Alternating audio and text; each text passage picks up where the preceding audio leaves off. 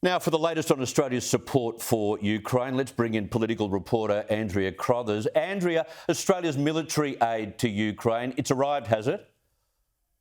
Good evening, Chris. It certainly has. This is all part of that global effort to help arm Ukrainians against Russian forces. So Australia's contribution, $70 million in lethal aid. That includes ammunition as well as missiles. It has arrived in Ukraine. The Defence Minister Peter Dutton says more help could be on the way. And Labor is backing the government's response as part of a united effort to ratchet up the pressure on Vladimir Putin. There's more assistance that we want to provide. Whether it's targeting the oligarchs or whether it's providing lethal aid through NATO, Labor supports that.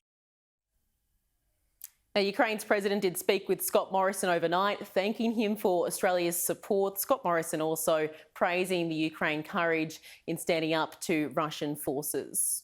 Now, I see that the chair of the Parliamentary Committee on Intelligence, Senator James Paterson, is predicting the fall of Russia's current regime, is he?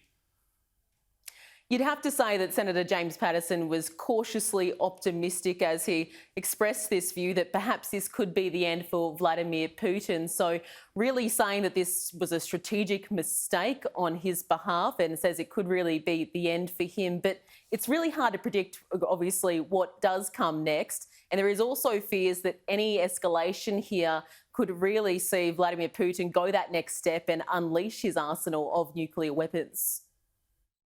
And when you have a leader who's acting irrationally, they are very hard to predict. So the world is watching very carefully and very closely and very anxiously about what will happen next. And there is a genuine concern that he might miscalculate again by escalating further, which would have terrible consequences for the world. And Chris, this does obviously come after Vladimir Putin said that those sanctions were akin to an act of war. Yeah, you can only hope that James Paterson is spot on the money. Andrea Crothers, thank you very much for that from Canberra.